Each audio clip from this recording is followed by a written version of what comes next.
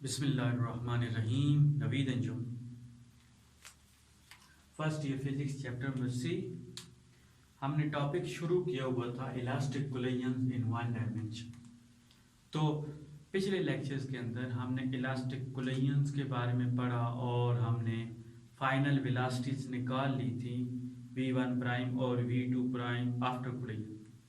तो हमने पिछले लेक्चर्स के अंदर हमने निकाली velocities of two bodies m1 और m2 आफ्टर कोलिजन। तो आज हम उसके केसेस को डिस्कस करते हैं।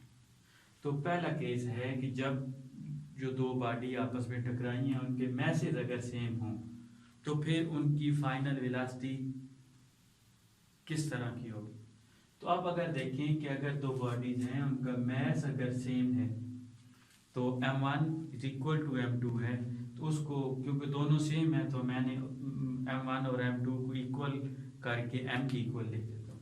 तो अब अगर m1 और m2 को की जगह हम m लिखते हैं तो फिर हमारा क्या बनता है m minus m over m plus m v1 plus 2m over m plus m into v2। अब m माइनस m जीरो, तो इससे ये टर्म पूरी जीरो हो गई और v1 प्राइम हमें क्या मिला, तो m प्लस m 2m, ठीक है। तो 2m से कैंसिल, तो v1 प्राइम जो है हमें मिल गया v2, ठीक है। इसी तरीके से यहाँ पे m1 और m2 की जगह हम m पुट करें तो क्या मिला, 2m over m plus m 2m v1 plus m minus m 0 over m plus m 2m v2 और v2 प्राइम। तो ये इससे कैंसिल, तो इससे हमें मिला v2 prime is equal to v1।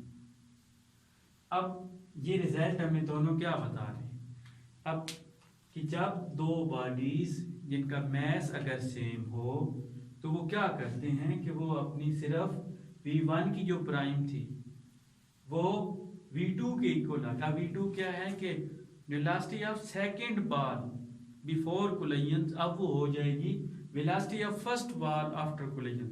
तो अब क्या हुआ कि सेकंड बॉल ने पहली बॉल के साथ इंटरचेंज की आफ्टर कोलिजन, तो वेलोसिटीज क्या हो गई, इंटरचेंज हो गई। अब इसी तरीके से ये देखिए v2 प्राइम क्या है, velocity of second ball after collision, और ये क्या v1 velocity of first ball before collision. तो यहाँ पे भी इंटरचेंज हुई, ठीक है। तो अब जब दो बॉडी जिनके मैसेज सेम हैं तो वो अपनी वेलोसिटीज को इंटरचेंज करेंगे। अब अगर इसकी एग्जांपल आप जब बिलियर्ड बॉल के अंदर आप देखते हैं कि दो सेम कलर्स की अगर बॉल्स हैं तो उनके मैसेज सेम होते हैं बिलियर्ड बॉल में, तो जब आप दोनों को कोलिजन करते हैं तो वो अपनी वेलोसिटीज इंटरचेंज कर लेते हैं, ठीक है। तो ये इसकी एग्जांपल बिलियर्ड बॉल की हो गई।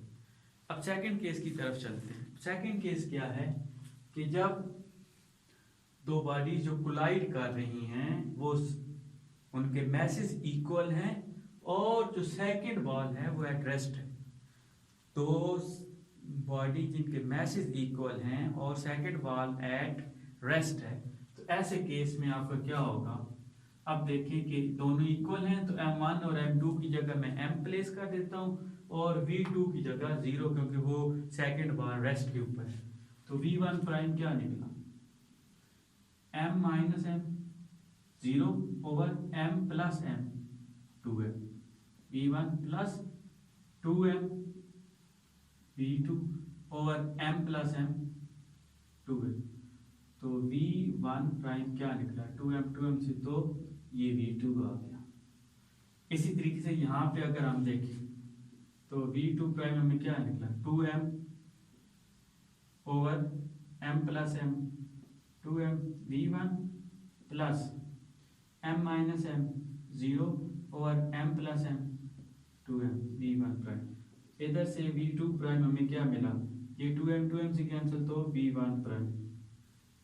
तो यहाँ पे भी अगर आप देखें तो सॉरी v2 यहाँ पे क्या था, तो v2 प्राइम, तो ये बन गया आपका v2 प्राइम। इसी तरीके से यहाँ पे क्या था, यहाँ पे v2 तो पहले 0 था, ठीक है, तो v2 इधर क्या था 0, तो v2 0 था, तो ये आंसर 0 आ गया, ठीक है। तो अब अगर देखें तो यहाँ पे भी वेलोसिटीज इंटरचेंज, v2 पहले 0 था तो कोलिजन्स के बाद v1 0 हो गया। इसी तरीके से v2 जो है उसने v1 की वेलोसिटी अटेन कर ली। तो पहले क्या था, पहला बिफोर कोलिजन्स क्या था कि v1 वेलोसिटी के साथ फर्स्ट बॉल मूव कर रही थी, सेकंड रेस्ट पे थी। आफ्टर कोलिजन्स क्या हो गया कि अब ये जो पहले रेस्ट पे थी, अब ये v1 वेलोसिटी के साथ मूव कर रही है, और जो v1 वेलोसिटी के साथ मूव कर रही है वो 0 रेस्ट पे आ रही है। तो इसका मतलब ये हो गया कि जब भी दोनों मैसेज इक्वल होंगे तो वो वेलोसिटीज क्या करेंगी, इंटरचेंज करेंगी। अब ये फिर वो बिलियर्ड बॉल की है, अब अगर दो सेम कलर्स की हैं और एक जो है वो रेस्ट के ऊपर पड़ी है, तो आप जिस वेलोसिटी के साथ या जिस स्पीड के साथ इसको मूव करवाएंगे तो वो वेलोसिटी जो है वो ये वाली जो बॉल है आगे जाके रुक जाएगी और वो वाली उसी वेलोसिटी के साथ आगे मूव करेगी। तो जब दोनों बॉल जिनकी सेम मैसेज हैं वो हमेशा अपनी वेलोसिटीज को इंटरचेंज करेंगी। अब तीसरी केस के ऊपर आते हैं कि जब light ball collide with heavy ball at rest. सबसे पहले तो उसने कहा कि हैवी लाइट बॉल को अगर m1 कहें, मैसिव बॉल को m2 कहें, तो मैसिव बॉल रेस्ट पे है तो v2 0 आ गया। अब m1 लाइट बॉल है, m2 मैसिव बॉल है, तो इसका मतलब ये हो गया कि लाइट बॉल के इसका मैस जो है m1 very very less than m2 है। इसका मतलब ये हो गया कि ये इतनी लाइट है कि वो मैसिव के मुकाबले में उसका मैस निग्लिजिबल है, तो m1 जो है m2 के मुकाबले में अप्रोक्सीमेटली 0। तो अब यही जो सिनेरियो m1 को 0 पुट करें, v2 को 0 पुट करते हैं, तो हमें आंसर क्या मिलता है। अब अगर ये देखें तो v1 प्राइम क्या आ गया, अब m1 0 है, ठीक है, और v2 0 है। तो m1 अगर हम इसको 0 करें तो m1 0 है माइनस m2 ओवर m1 0 है तो m2 और v1 प्लस 2, m1 0 है ना तो m2 मौजूद है ओवर m1 0, m2 मौजूद है लेकिन v2 क्या है 0। अब ये 0 हो गई और m से कैंसिल तो इधर माइनस v1 प्राइम आ गया। इसी तरीके से ये इक्वेशन क्या मिली, m1 क्या है आपका 0, तो 2 इंटू 0 ओवर m1 क्या है 0 plus m2 v1 plus m1 0 है तो m2 minus 0 over 0 plus m2, लेकिन v2 0 है तो ये 0 से मल्टीप्लाई ये 0 और ये वैसे 0 से मल्टीप्लाई किया तो v2 प्राइम क्या हो गया 0 हो गया। तो इसका मतलब ये हो गया कि जब एक लाइट बॉल कोलाइड करेगी विद मैसिव बॉल, जब एक लाइट बॉल को हम कोलाइड करेंगे मैसिव बॉल से तो होगा क्या कि v2 क्या था मैसिव बॉल था, तो उससे बिफोर कोलिजन अगर वो रेस्ट पे थी तो आफ्टर कोलिजन भी रेस्ट पे ही हुई, लेकिन जो लाइट बॉल थी वो v1 की वेलोसिटी से अगर मूव कर रही थी तो आफ्टर कोलिजन भी वही उसी वेलोसिटी के साथ मूव करेगी, लेकिन माइनस डायरेक्शन उसकी अपोजिट हो जाएगी। अब इसकी एग्जांपल अगर देखें कि एक बॉल है आपके पास, बॉल को दीवार के ऊपर मारते हैं तो हुआ क्या, बॉल क्या है आपकी लाइट बॉडी, मैसिव बॉडी आपकी दीवार है, दीवार का वजन बॉल के मुकाबले बहुत ज्यादा है, तो आपने एक मारते हैं एक बॉल को दीवार के ऊपर, बॉल को दीवार के ऊपर तो होता क्या है, दीवार तो रेस्ट पे ही रहती है, जो मैसिव बॉडी है वो रेस्ट पे ही रही, लेकिन बॉल ने क्या किया, अब आपने इस डायरेक्शन में फेंकी तो दीवार के साथ लग के उसकी डायरेक्शन चेंज, और आप अगर आप हाथ से देख इधर फेंक रहे हैं तो उसी जगह पे वापस आती है। तो हुआ क्या कि जब एक लाइट बॉल कोलाइड करती है विद मैसिव बॉल तो फिर क्या होता है,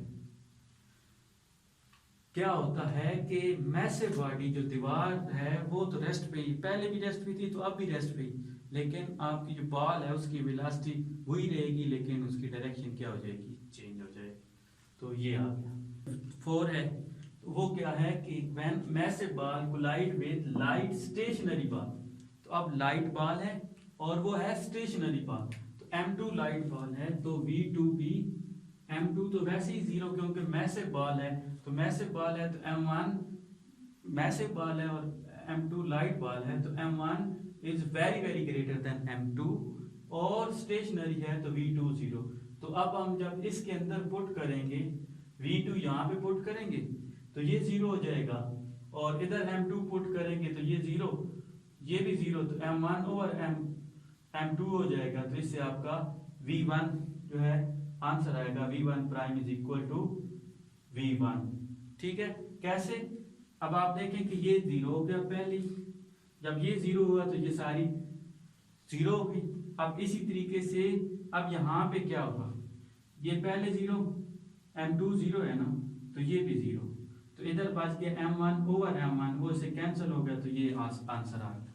इसी तरीके से v2 प्राइम को चेक करते हैं, तो v2 प्राइम के अंदर अगर हम देखें तो इधर ये चीज जीरो हो गई, तो ये जीरो करेंगे तो ये सारे का सारा जीरो हो गया, और इसके अंदर आपने m2 को जीरो करना है तो ये जीरो हो गया, तो 2m1 ओवर m1, तो ये mm से कैंसिल, तो इससे आपको आंसर ये मिला। तो अब इस केस में क्या होगा कि जब एक हैवी बॉल है, ठीक है, वो टकराती है लाइट बॉल से, रेस्ट पे है, तो हैवी बॉल के ऊपर तो कोई फर्क नहीं पड़ेगा, जो रेस्ट पे है वो क्या करेगा, जो जिस से वो हैवी बॉल टकराई है उससे डबल वेलोसिटी के साथ अब आफ्टर कोलिजन मूव करेगा। ठीक है, तो इसी वजह से जब एक कोई भी चीज टकराती है हैवी, फॉर एग्जांपल अब एक मोटरसाइकिल है वो रेस्ट पे खड़ा हुआ था, पीछे से ट्रक आता है, ट्रक जाके उसे टकराता है, तो क्या होता है कि ट्रक की स्पीड के ऊपर तो कोई फर्क नहीं पड़ता, लेकिन जो मोटरसाइकिल होता है वो उसे झटका लगता है बिल्कुल उससे डबल स्पीड का, तो वो उसे डबल स्पीड की तरफ आगे मूव करता है। आज के लिए इतना ही, नेक्स्ट लेक्चर में जल्दी हाजिर होंगे, तब तक के लिए अल्लाह हाफिज।